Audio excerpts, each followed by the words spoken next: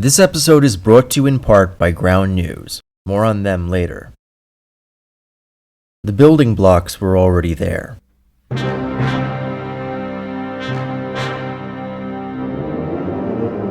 Anti-Semitism had existed in Germany for centuries, as it had throughout Europe. But until the mid-19th century, it was mostly religious in nature, with the presumption that Jews should absolve themselves by adopting Christianity and assimilating into mainstream German society. But this was complicated by the Jewish Enlightenment, during which Judaism in Western Europe became more philosophically and aesthetically Western, and was further complicated by the revolutions of 1848, when the hope of political emancipation turned most of Germany's Jews into enthusiastic nationalists. In the 1850s, composer Richard Wagner helped popularize a more racialized view of German identity which excluded Jews. In 1862, historian Heinrich von Treitschke was among the first to incorporate social Darwinism into German nationalism, postulating that Germans were the world's master race and had both a destiny and a moral mandate to dominate the world, or at least Europe and Africa. In 1879, with unification complete, Treitschke made clear that he continued to regard Jews as the primary enemy of German world domination, proclaiming, "The Jews are our misfortune." In 1881, Wilhelm Marr coined the term anti-Semitism to distinguish his hatred of the Jewish race from earlier bigotries against Jewish religion. By this time, racial anti-Semitism had overtaken religiously based Jew hate, whereas earlier generations had touted assimilation as the solution to Germany's Jewish problem. Marr and most of his successors identified assimilation as the problem, instead advocating for the segregation and subordination of all persons of Jewish blood. This was further refined by thinkers like Houston Stewart Chamberlain, Richard Wagner's British-born son-in-law and the custodian of the late Wagner's cult of personality. In The Foundations of the 19th Century, Chamberlain postulated that all of human history had been an existential struggle between the Nordic and Semitic races, believing them to be the only races pure-blooded enough to exert historical agency. For the same reason, he argued that Christianity, being a force for good, couldn't have emerged from Judaism, and therefore Jesus had to have been German. Other Völkists, as they'd come to be known, were happy to abandon Christianity entirely, dismissing it as a corrupting Jewish influence. Theodor Fritzsche's anti-Semitic lobbying group Reichshammerbund and secret society Germanenorden instead promoted Ariosophy, a neo-pagan movement which combined romantic nationalism with Norse mythology, Blavatskian theosophy, and elements of Hinduism. In so doing, Fritzsch and company helped popularize the swastika as a symbol of German supremacy and the term Aryan as a racial concept rather than a mere linguistic category. But while casual anti-Semitism remained commonplace in academia, the military, and the civil service, the more extreme ideas of the Völkists remained controversial at best. But with the help of the First World War, anti-Semitism and Völkism managed to coalesce in the Bundestag in the form of the German Völkisch Party. They played a key role in agitating for the 1916 Judendzählung, an intentionally flawed survey of the army intended to discredit German Jews collectively for avoiding military service on the front lines. Though later disproven, the narrative of the Judendzählung helped fuel the belief that Germany's eventual defeat was the result of a Jewish betrayal on the home front. With the war's end and the simultaneous German Revolution, anti-Semitic movements that had survived the fall of the empire took divergent paths. Those already in politics joined forces with the remnant pro-imperial factions to form the German National People's Party, which espoused anti-Semitic views and campaigned for a restored monarchy, but took their activities no further. Völkists coming out of the military established terrorist organizations whose opposition to democracy precluded any participation in electoral politics. But there was a tiny overlap. In January 1919, Munich locksmith Anton Drexler founded the German Workers' Party, which embraced both electoral politics and direct action on the street. Despite its working-class pretensions, the DAP had just 54 members, most of them middle class. But that could change. All they needed was a new leader. Originally from Austria, Corporal Adolf Hitler had been a painter before enlisting to fight for Germany in the World War, remaining in the army afterward for want of a career anywhere else. In the months after the war's end, Germany was in the throes of revolution, with Bavaria briefly experiencing not one but two revolutionary socialist governments. In response, the Bavarian army began subjecting its remaining troops to counter-revolutionary political instruction courses, demonizing socialism, republicanism, and Jews. Taking to these courses with great enthusiasm, Hitler was appointed by the army to spy on what they believed to be a cell of socialist agitators, but was actually Drexler's German Workers' Party. Signing up as the party's 55th member, Hitler quickly discovered a gift for public speaking, which he weaponized to overpower the uncharismatic Drexler and reform the fledgling group into the National Socialist German Workers' Party, Nazis for short. You're probably wondering why they called themselves National Socialists, even as they positioned themselves on the opposite end of the political spectrum, and there are basically two reasons. Even before Hitler, the German Workers' Party had tried to cultivate an image that would be more appealing to the urban masses, in contrast to other far-right movements which tended to be elitist and obstinately pro-monarchy. This suited Hitler, who admired the Social Democrats for their highly organized style of politics, even as he despised everything they stood for. At the same time, a sizable faction of the party, known as the Strasserists, shared some policy objectives with the left, though they conceptualized them very differently. The NSDAP were practitioners of what came to be known as fascism, an ideology rooted in the idea that all nations exist in perpetual existential conflict in which class struggle and individual liberty are subordinate to the needs of the state, resulting in a state corporatist economy which opposed both capitalism and socialism. So while the Nazis' 1920 platform called for the expansion of social services, the eradication of passive income, and the partial nationalization of industry, even Strasserists approached these ideas as courtesies to be exercised unilaterally by the state, without the consent of the governed and for the exclusive benefit of the German race. The party's chief propagandist, Joseph Goebbels, even argued that Nazism was the only true form of socialism because the left was Jewish and therefore capitalist.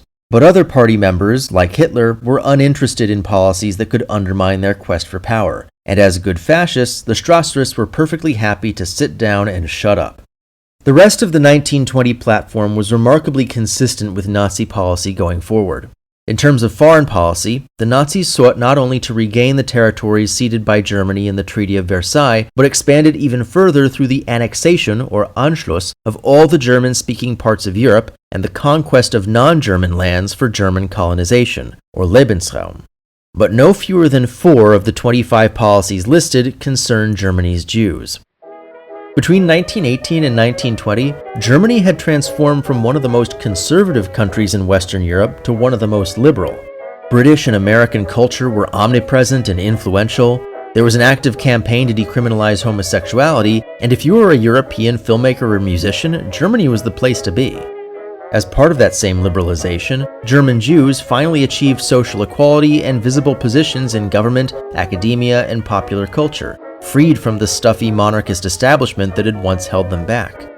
But as far back as Wagner, much of the anti-Semitic argument revolved around the idea that Jews continually challenged German culture through innovation and transgression. This naturally appealed to Hitler, as a former artist whose competent but conservative paintings had failed to get him into Vienna's Academy of Fine Arts. And it's not hard to see why people steeped in political anti-Semitism would look at the radical cultural shifts of the 1920s alongside the elevation of German Jews and presume that they had caused it. Does that make sense? It doesn't matter. They found the answer they were looking for. The party therefore called to revoke the citizenship of anyone in Germany that they considered to be Jewish. Such persons would thus be stateless and could be expelled as illegal aliens, with priority for those who had immigrated to Germany since the outbreak of the Great War. But in reality, the Nazis considered all of their policies to be in opposition to the Jewish power they imagined themselves to be up against. Now, for a moment, I'd like to step away from history and talk about current events. Have you ever wondered why some news stories seem to go unreported, or noticed how certain stories explode on one side of the political spectrum but barely register on the other? Well, there's a great way to help make sense of it all. It's called ground news, and it shows you the political bias, factuality, and ownership of over 50,000 news sources. One of my favorite features is Blind Spot. It highlights stories that are being reported heavily on one side but mostly ignored by the other, and that alone can completely shift how you understand the news. Take what's happening in Germany right now. Controversy around a Supreme Court nominee's stance on abortion is getting tons of attention from right-leaning outlets. Meanwhile, the steady increase in trade between the EU and authoritarian regimes is widely reported on the left, but largely ignored on the right. It's a powerful reminder that what doesn't get covered can be just as important as what does, and ground news makes that easy to track. Longtime viewers of this channel might notice this is actually the first paid sponsorship I've ever accepted. That's not an accident. If you need even more reason to check them out, they've also been endorsed by the Nobel Peace Center and are currently featured in an exhibit on media bias. Go to ground.news/SamArano or scan the QR code on screen to get 40% off the same unlimited access Vantage plan I use. The link is in the description. By subscribing, you won't just be getting a seriously useful tool, you'll be supporting independent media and helping me keep doing what I do. In 1922, Benito Mussolini's fascist party came to power in Italy by seizing government offices, forcing the Italian king to award them a mandate to govern and turning Mussolini into the public face of fascism around the world. The Nazis hoped to replicate that strategy the following year. As it happened, they'd recently gained two major allies in flying ace Hermann Göring and Erich Ludendorff, a disgraced general from the Great War who'd helped popularize the stab-in-the-back myth and had participated in an earlier coup attempt. That was just what they needed. As Mussolini had marched on Rome, so Hitler would march on Berlin. But due to some recent unrest, the state of Bavaria, where the Nazis were still headquartered, had declared a state of emergency similar to martial law, with State Commissioner Gustav Ritter von Kahr exercising dictatorial powers to shut down rebel organizations, including the Nazis. Nevertheless, Kahr had once been a Nazi sympathizer, giving the paramilitary Sturmabteilung, or brown shirts, a free pass to march through the streets of Munich beating up anyone vaguely olive-skinned. So on the 8th of November 1923, Ludendorff, Göring, and SA leader Ernst Röhm led the brown shirts to seize Kahr and most of the state cabinet during a public meeting at Munich's largest beer hall. Their goal was to force Kahr into accepting Nazi rule in Bavaria, from which they would mount an invasion of Prussia and topple the federal government in Berlin. The coup attempt failed. By morning, state police had coordinated with the local army garrison to seize the beer hall back. Kahr repudiated the Nazis, and Hitler was convicted of treason under the Law for the Protection of the Republic, a recent statute targeting right-wing militias that had passed in response to the assassination of Germany's Jewish foreign minister. But Hitler's trial didn't have the intended effect. Fearing that the federal court would implicate large sections of the Bavarian army in the putsch, Bavaria's government maneuvered to try the Nazis at the state level instead. There, Hitler used his trial to generate publicity for the party. Impressed by his oratory, the presiding judge sentenced him to just 5 years at Landsberg prison under minimum security. Of those 5 years, he served only 8 months, which he used to compose his memoir/manifesto Mein Kampf. Several of Hitler's allies were convicted without receiving any sentence, others evaded capture by fleeing the country, and Ludendorff, who feigned ignorance of the plot and claimed only to be there by coincidence, was acquitted, whereafter he took Hitler's place as leader of a hastily rebranded Nazi party and led it into its first election. Since the end of the war, Germany had experienced all manner of political crises, but perhaps none were more impactful than the economic fallout from the Treaty of Versailles. Under the 1919 peace agreement, Germany accepted primary responsibility for the war and was forced to pay massive reparations to the Allies, which not only antagonized the German public, but sent the country into an escalating monetary crisis culminating in hyperinflation. This was one of several destabilizing events that the Nazis hoped to capitalize on. But by spring 1924, their chances weren't looking so good. Fearing the consequences of a communist or fascist takeover in Germany, the US had led an international effort to renegotiate the reparations. The Nazis argued that any renegotiation was a betrayal of Germanness, but by Election Day 1924, the so-called Dawes Plan seemed like a done deal. So although the Nazis won 6.5% of the vote, there was still enough support in the Reichstag to pass it into law by a 2/3 margin. In snap elections that December, the mainstream parties rebounded while support for the Nazis fell to just 3%. Germany could finally enjoy peace and prosperity. As foreign relations continued normalizing, the country steadily rebuilt its position in the European order. Political violence was still distressingly common, but nowhere near the level it had been before. When Hitler finally published Mein Kampf in 1925, it was a bestseller, but bestseller is a relative concept. In the election of 1928, support for the Social Democrats surged while that of the Nazis fell even further. Hitler's popular image was a joke, a has-been, the dictator that never was. Then the Great Depression happened.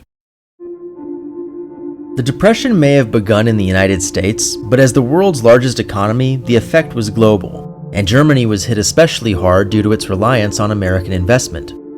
The previous year, the ruling Social Democrats had negotiated an even further reduction of Germany's reparations payments, only to be maneuvered out of power by their conservative coalition partners, who then proposed a series of austerity measures which threatened to tank the economy further, provoking a backlash in the Reichstag and early elections. The Nazis, previously written off as relics, suddenly became the second largest party in the Reichstag, and they'd come prepared.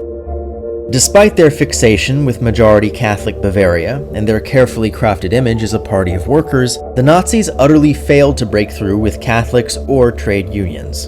Instead, their base comprised Protestant farmers, small business owners, and white-collar workers in the rural north and east. But they were reaching new people. As I've already said, the Nazis weren't monarchists, which set them apart from other far-right movements. They were also mostly young, middle class, and far more willing to engage with the public. During their years of obscurity, they'd created special interest clubs for every possible demographic. While the Nazi German Students' League helped right-wing fraternities stage protests against the hiring of Jewish professors, the Hitler Youth indoctrinated the next generation of voters to not only support the party as adults, but commit themselves to the idealized Nazi lifestyle. And that's to say nothing of the clubs for farmers, clerks, housewives, and veterans. Goebbels bragged that Nazi propaganda could be endlessly reshaped to expand the party's appeal, and if he had to lie to the German people to get their attention, that's what he would do. To that end, the party was extremely savvy about how they presented themselves. Hitler rehearsed his poses and emotional flourishes before going out to make speeches. While party philosopher Alfred Rosenberg and SS leader Heinrich Himmler amused themselves with neo-pagan tracts on the mystical origins of the German race, their ideas failed to attract public interest, and Hitler, who was never into that stuff to begin with, made no attempt to promote it. Even the party's hatred of Jews was carefully moderated. They could never hide it.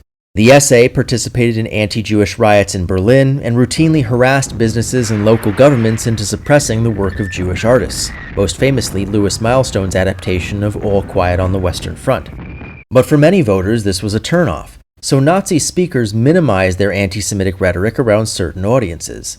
It might seem strange that that would work, but anti-Semitism had been such a regular feature on the German right that people could easily write it off as bluster. In the meantime, Germany got some good news. In 1930, the Allies withdrew from the Rhineland 5 years earlier than originally planned. The next year, Britain, France, and the US suspended Germany's reparations payments, and in 1932, the Allies agreed to reduce the reparations by 90%. Unfortunately, these developments took a back seat to the economic crisis at home, and the election of July 1932 resulted in a hung Reichstag in which no legislation could be passed without the support of either the Communists or the Nazis, who were now the largest party. Weirdly, a hung Reichstag didn't mean that Germany couldn't form a government.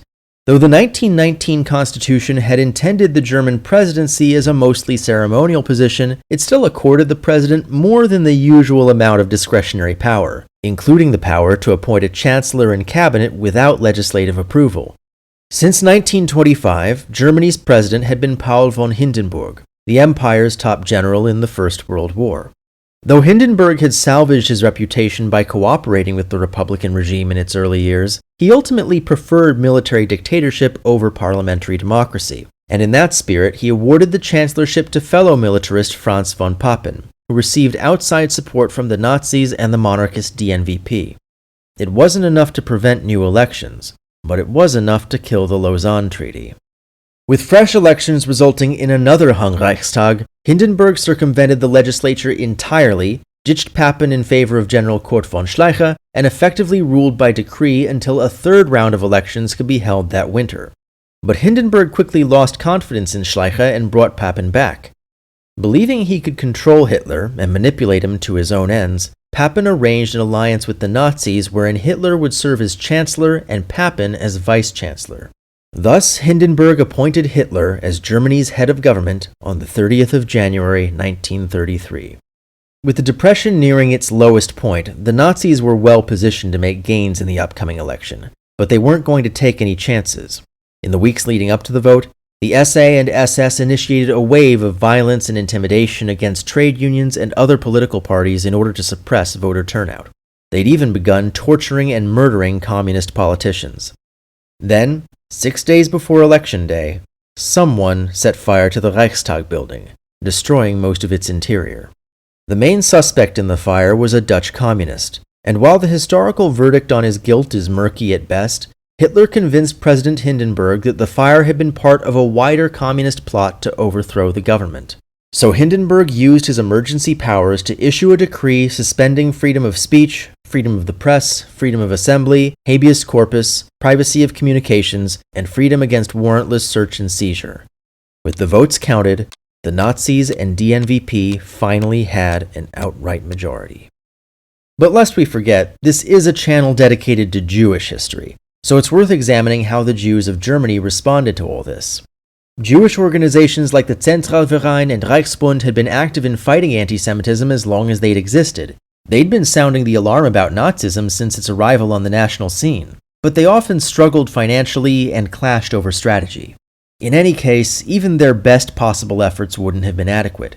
Jews made up less than 1% of Germany's population, and while they were far from alone in condemning the Nazis' anti-Semitism, their allies were scattered and had problems of their own.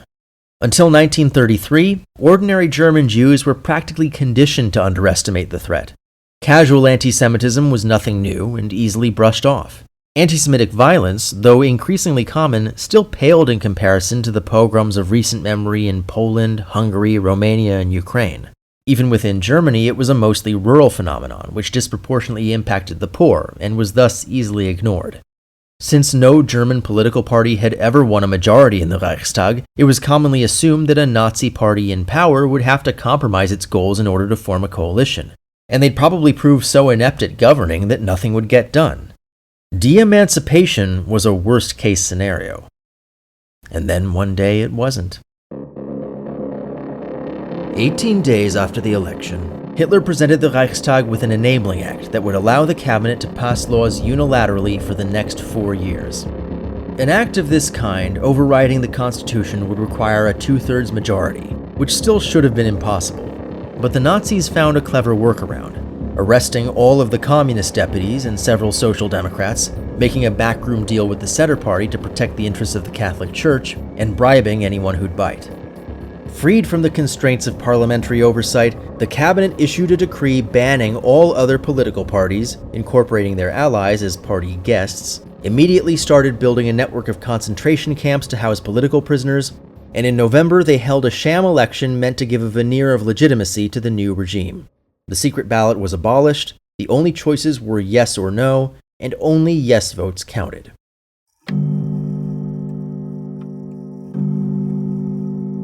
At the same time, the Nazis moved ahead with their anti-Jewish platform. Germany's Jewish population may have been in a weak position to confront the Nazis' rise, but the same couldn't be said for the rest of the Jewish world. Around the time of the Enabling Act, the American Jewish Congress and Board of Deputies of British Jews agreed to call for an international boycott of Germany. At first, this was very controversial. Many Jewish groups feared that a boycott would only provoke the new regime. But by the end of the month, most of the critics had come around, and the movement spread. It would continue for the next 12 years. Within Germany, the economic impact was small but certainly felt. It probably didn't affect Nazi plans for the Jewish population, but it certainly provided Goebbels with an opportunity to play the victim and shift public opinion in his new role as Minister of Propaganda. On the 1st of April, he declared a one-day boycott of Jewish businesses in Germany. 6 days later, Interior Minister Wilhelm Frick issued the Law for the Restoration of the Professional Civil Service, purging Jews from government jobs. At President Hindenburg's insistence, exemptions were made for Jewish civil servants who'd held their position since 1914, who'd served in combat in the World War, or who'd lost a father or son in the war.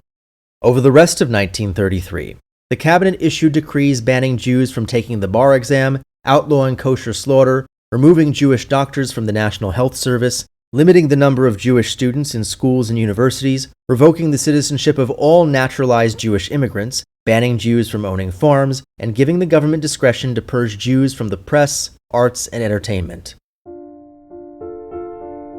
Needless to say, the Jewish community was devastated.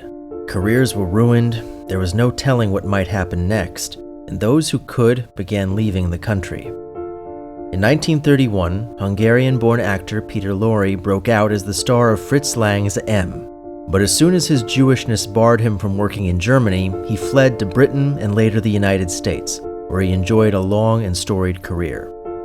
Director Richard Oswald returned to his native Austria until that country fell to fascism, after which he fled to the Netherlands and then the US.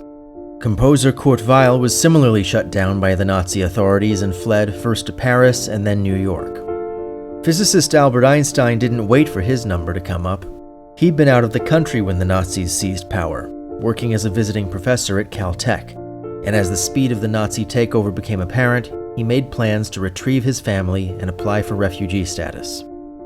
Nor did sociologist Franz Oppenheimer wait, instead fleeing to Palestine to work on the Moshav program before moving on to East Asia and eventually the US.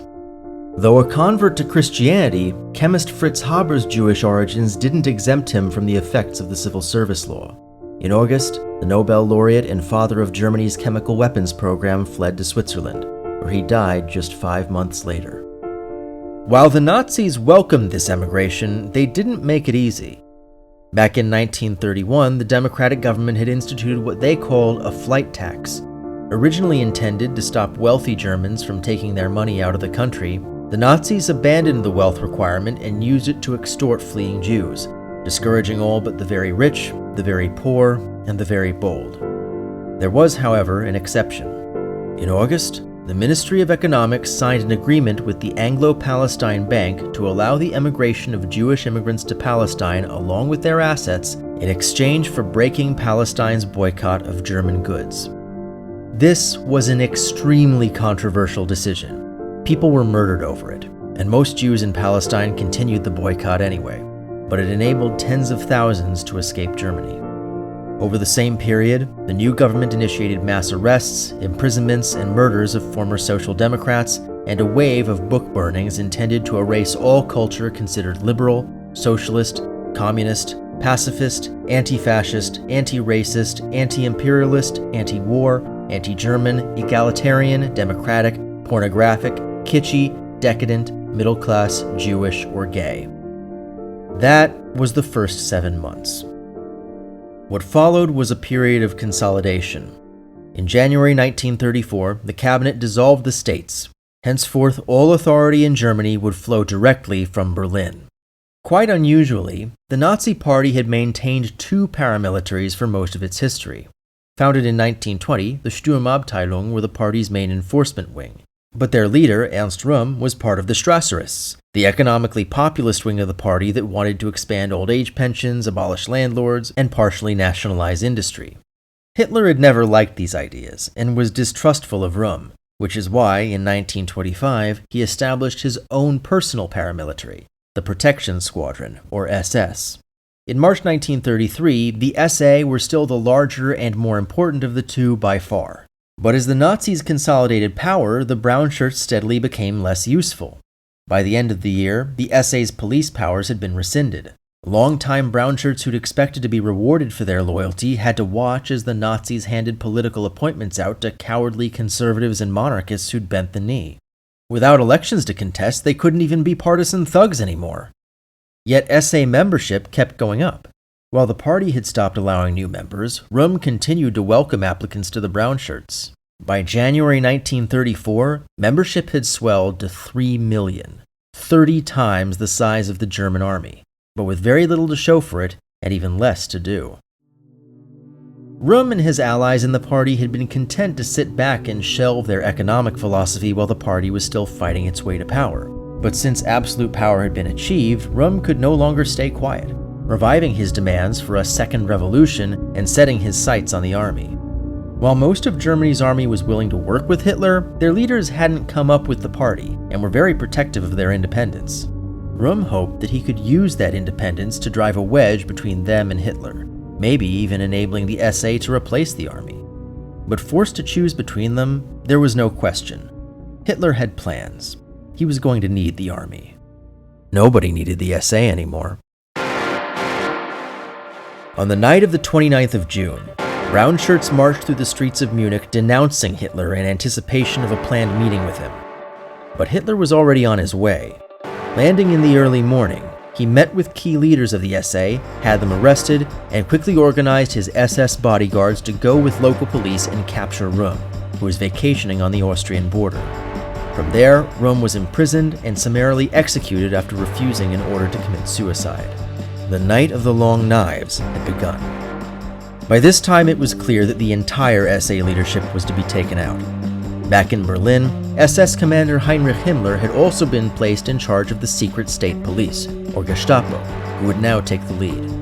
Among those targeted was Gregor Strasser, the namesake of Strasserism, who'd retired from politics but was nevertheless arrested, shot, and left to bleed to death in his cell. It was also clear that the SA wouldn't be the only targets. Röhm hadn't been wrong to doubt the loyalties of the military. President Hindenburg and Deputy Chancellor Papen had welcomed Hitler into power on the assumption that he was a useful idiot who could destroy the democratic order before being easily discarded in favor of a pure military dictatorship. But they'd underestimated the speed and scale of Nazification. Incredibly, Papen had recently given a speech calling for the restoration of some political freedoms, and had secretly warned army generals about Nazi influence. Thanks to President Hindenburg's protection, Papen got off easy and was demoted.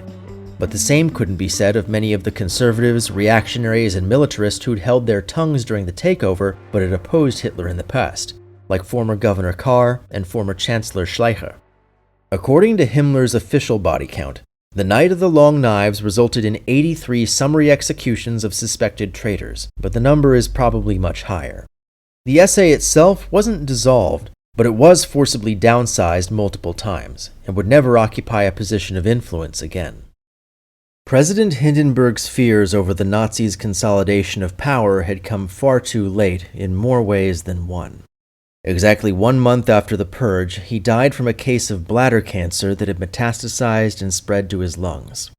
Aware of the president's failing health, the Nazi cabinet had prepared its final act of consolidation, the law concerning the head of state of the German Reich, combining the chancellery and the presidency into a single office with absolute power simply to be known as the leader, der Führer. The decision was confirmed by a public referendum with nearly 90% of the vote, and the next month, Hitler basked in the completion of his power grab at the annual Nazi Party conference in Nuremberg, gloating to an audience of 700,000 in what was ostensibly meant as a tribute to Hindenburg.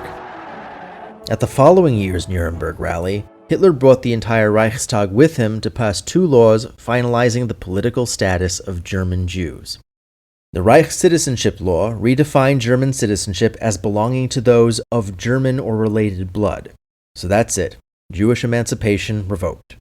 At the same time, the law for the protection of German blood and German honor banned all marriage between Jews and Gentiles, including marriages performed abroad, and criminalized sexual relations outside of marriage between Jews and Gentiles. Effective 1936, Jewish households were forbidden from employing Gentile women under age 45. The implications weren't subtle. And Jews were forbidden from flying the German flag or displaying any German patriotic symbols. But most significantly, a supplement to the citizenship law finally outlined who counted as Jewish, thus giving greater enforcement to all the laws that had come before. In addition to those considered to be Jewish under the Jewish definition, legal Jewishness was expanded to include anyone with at least 3 Jewish-born grandparents, anyone married to such a person, and any future children of at least 1 Jewish parent. Statistics for these expanded categories weren't collected until the census of 1939, but when they were, nearly a quarter of those considered Jewish under the Nuremberg Laws were Gentiles of Jewish descent, with no prior connection to the Jewish community. Despite this delineation, even Gentiles with at least 1 Jewish-born grandparent were subject to most of the earlier discriminatory laws. Such individuals could apply for a so-called German blood certificate, but applications were only rarely approved, usually given to established Nazi Party members. And that was just 1935. The restrictions weren't about to stop. The worst-case scenario was now.